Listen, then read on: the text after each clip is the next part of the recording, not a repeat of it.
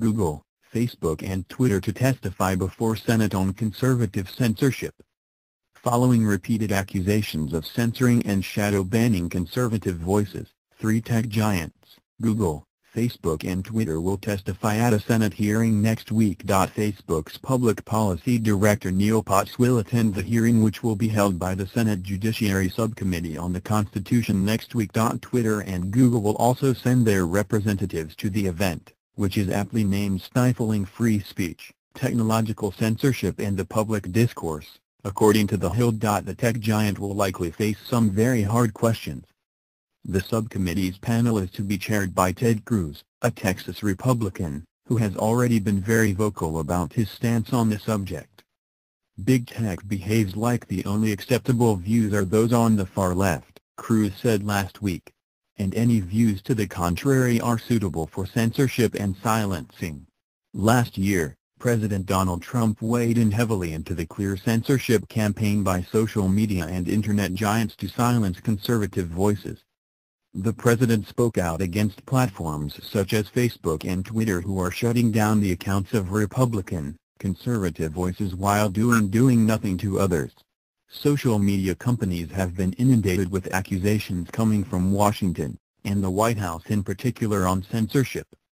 In mid-March, Republican Congressman Devin Nunes said he is prepared to file a $250 million lawsuit against Twitter over its alleged explicit censorship of conservatives. According to RT, Nunes accused the social network of shadow banning right-leaning users while refusing to take action against abusive, hateful and defamatory content from left-leaning users.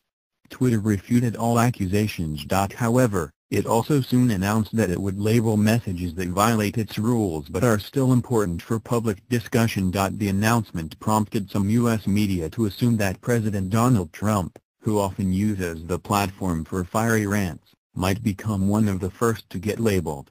Trump himself, meanwhile, took issue with social media superpower Facebook, after it briefly gagged his social media chief. He also squarely accused Facebook, Google, and Twitter for being on the side of the radical left Democrats. Facebook CEO Mark Zuckerberg has repeatedly dismissed accusations of liberal bias directed at the company. Grilled by Republican lawmakers on the topic last year, Zuckerberg insisted that their examples of censorship were one-off mistakes, but did admit that most of his employees probably lean leftwards, politically. Surprisingly, Zuckerberg recently urged governments and regulators to tighten control over digital companies such as his own. At the same time, he seems to be pretty determined to keep control over what people should and should not read on the social network. He recently said he was considering hiring people to handpick high-quality news from trusted outlets,